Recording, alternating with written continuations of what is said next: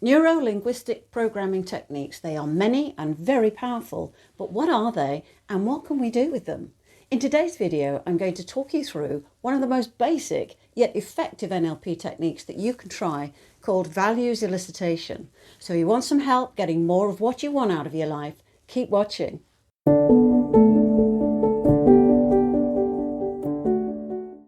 Again, Lesley Hornsby, welcome to my channel, and here I talk about and teach people just like you about brilliant cutting-edge NLP techniques. NLP is all about leading a better, more fulfilling life by taking charge of your thinking, your emotions and behaviour. If you'd like to know more, then just please hit subscribe to get future videos because I post on a regular basis. Now, I've been practicing and teaching neuro-linguistic programming for a number of years, and today I'm going to talk you through values elicitation. It's an oldie by NLP standards, but as with most processes in NLP, it's evergreen in its relevancy and potency, helping people get a handle on better ways of thinking and being.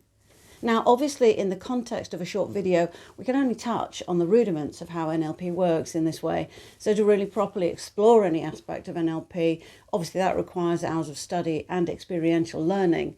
Now, realistically, what today's video is going to offer you is an overview to provide an insight and guidance into the powerful technique of values elicitation and where it can be applied. If you don't already know, NLP was developed on the basis of modelling successful people, and NLP itself is essentially a model. By modelling the behaviour, thinking and emotional engagement of successful people, a wealth of techniques and processes came about designed to help people achieve more success, learn to problem solve effectively and lead more fulfilling lives generally.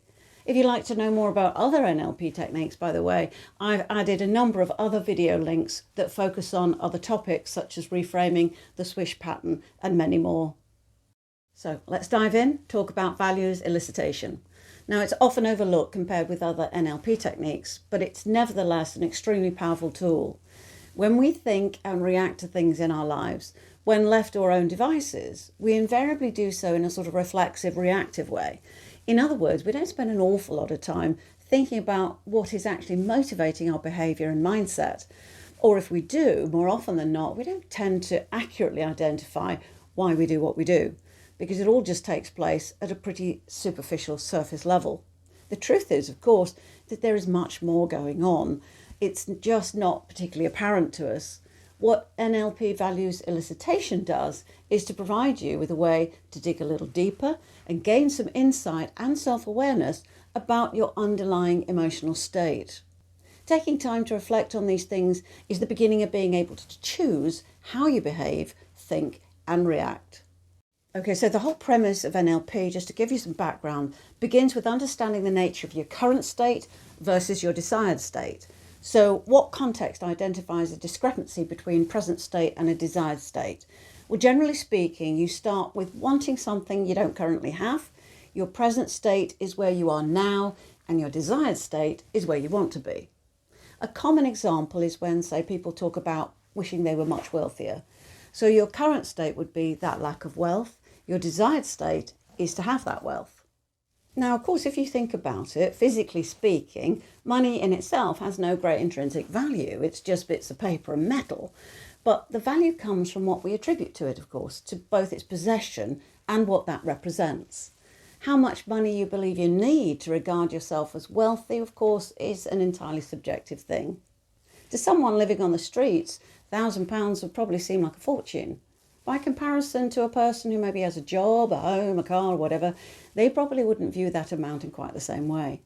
So why is this an important distinction to make? It's important because it illustrates that level of wealth is less important than what you believe the money will bring to your life. So that could translate into, I don't know, a new car, larger house, swanky holidays, and so on. But the real question is, what is the true value of this money to me in my life? That's when you begin to uncover and explore your true motivation, and is the first step to eliciting the underlying value that's prompting your desire for, in this case, greater wealth. You start with questions like, how will a new car change how I feel?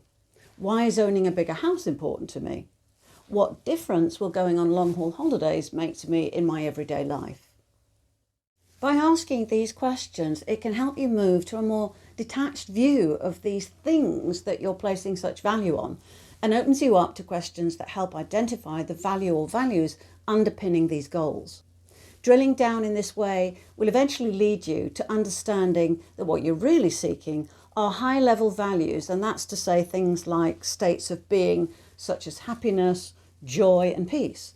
Once you've unpacked that lot, you're then in a good place to begin to question yourself more closely, asking questions like, is it possible that I could access happiness or joy or peace from within myself now, instead of emotionally investing in some wished-for future that has X in it?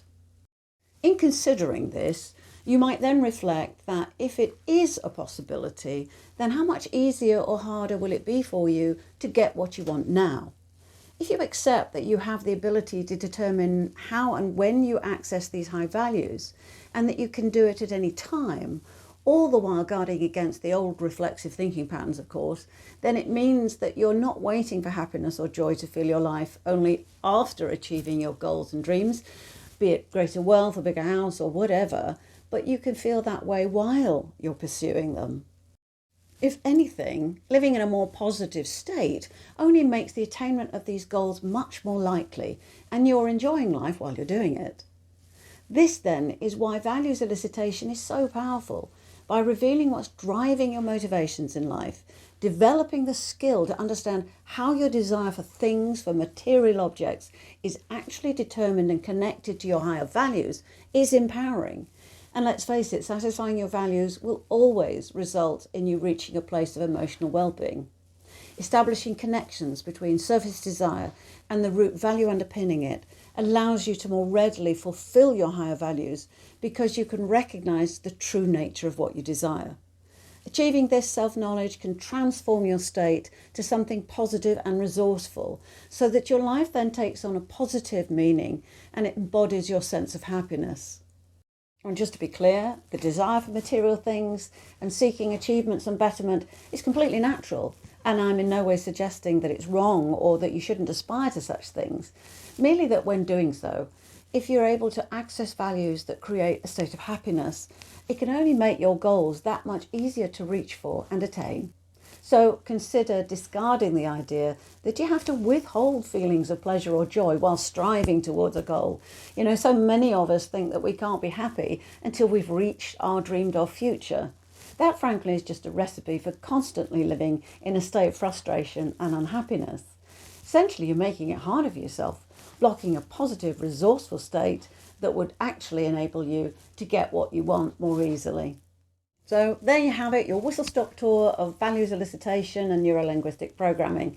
And hopefully now it's given you some insight into how it can help you live a more fulfilling life.